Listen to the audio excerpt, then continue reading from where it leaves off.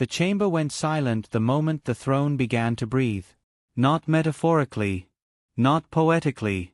The ancient seat at the heart of the galaxy inhaled, exhaled, and the sound rolled through the star assembly like the slow awakening of a god.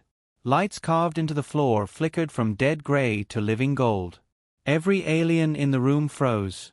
And Marcus Hale, the human they had been laughing at moments before, realized the throne had been waiting for him. But that was only the beginning. They had dragged Marcus into the assembly hall in restraints meant for war criminals and failed emperors. The chains were too heavy for a human frame, forged from gravitic alloy, humming with power that made his teeth ache. Every step across the obsidian floor felt like walking deeper into a joke whose punchline was his own execution. Above him, the star assembly watched. Thousands of beings. Some shaped like living statues of crystal and fire. Others draped in bioluminescent robes that pulsed with emotion. Some hid behind masks older than human civilization. All of them ancient. All of them powerful. And all of them amused. A human. On trial for touching the throne. No. For daring to sit on it. Marcus swallowed and lifted his eyes. The throne sat at the center of the hall, raised on a platform of floating stone, its surface etched with symbols no living species claimed to understand. It was older than recorded history, older than the assembly itself. A relic left behind by the architects, the vanished creators of the interstellar order. No one had ever activated it. Many had tried. None had survived. When Marcus had walked into the chamber alone hours earlier, fleeing a massacre on the outer station, he hadn't known what the throne was. He had only known he was out of options. Blood on his hands. Alarms screaming. Alien soldiers closing in. So he had sat. And the galaxy had laughed. Until now. What is this? Hissed Chancellor Virex, a towering avian being with 6 burning eyes. His feathers bristled as the throne's glow intensified. This is impossible. Marcus felt the vibration under his spine grow warmer, steadier, like a heartbeat syncing with his own. He tried to stand. The throne did not allow it. A voice echoed through the chamber, bypassing ears and vibrating directly inside every mind present. Candidate confirmed. Gasps rippled through the assembly. Some delegates recoiled. Others leaned forward in terror. Marcus's heart slammed against his ribs. Candidate for what? He thought, but the throne answered before he could speak. Starwarden Protocol initiated. The laughter died completely. And in its place came fear. Hours earlier, Marcus Hale had been nobody special. A systems technician on Outpost K-47, a rusting human station orbiting a dying star. His job was to keep the lights on and the air breathable while corporations stripped the system for profit. He had watched friends shipped off-world when they got sick. Watched contracts rewritten until temporary became permanent exile. He had learned not to matter. That morning, the aliens came. No warning. No declaration. Just ships tearing out of fold space and weapons lighting the void. The station's defense grid failed in seconds. Corridors filled with smoke and screams. Marcus had been rerouting power when the ceiling collapsed and killed his supervisor in front of him. He ran. Past burning doors. Past bodies. Past the sound of something massive moving through the metal bones of the station. He ran until he found a door that shouldn't have existed. An ancient archway embedded in the station's core, uncovered by a mining drill months ago and sealed by corporate order. Marcus had never seen it open. But it was open now.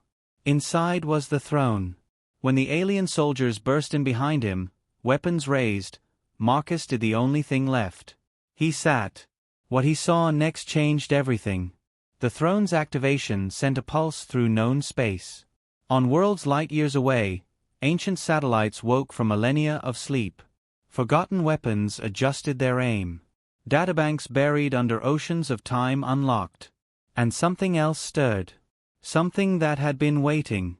Back in the assembly hall, Marcus screamed as information flooded his mind. Star maps. Genetic histories.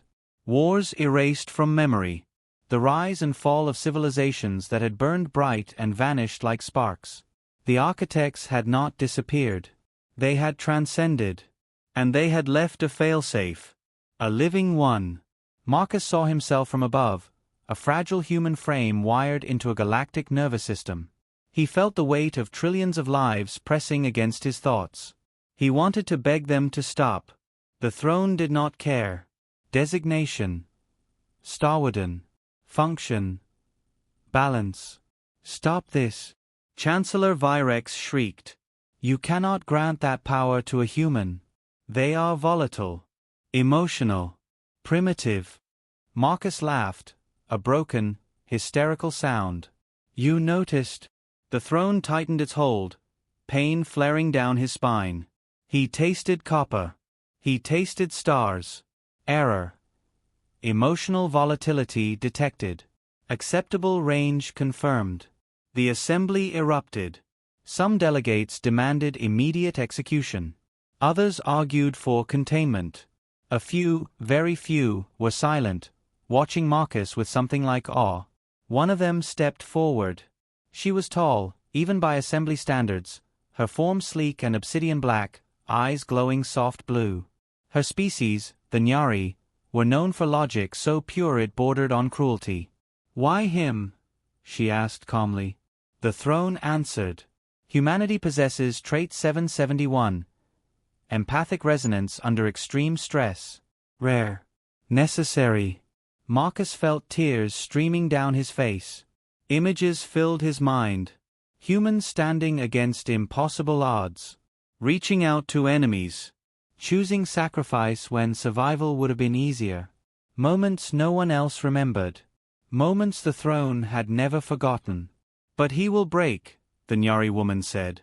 No mind can hold this forever. Acknowledge. Temporal limit accepted. Marcus's breath caught. What does that mean? The throne hesitated. Starwardens do not live long. None of them were prepared for the truth. They gave him a choice. Not because they wanted to. Because the throne demanded it. Accept the mantle and become the living axis of galactic balance, enforcing ancient laws even the assembly feared. Or refuse, triggering a failsafe that would reset the galactic order. A reset measured in extinction-level events. Marcus looked around the hall. At beings who had ruled for centuries.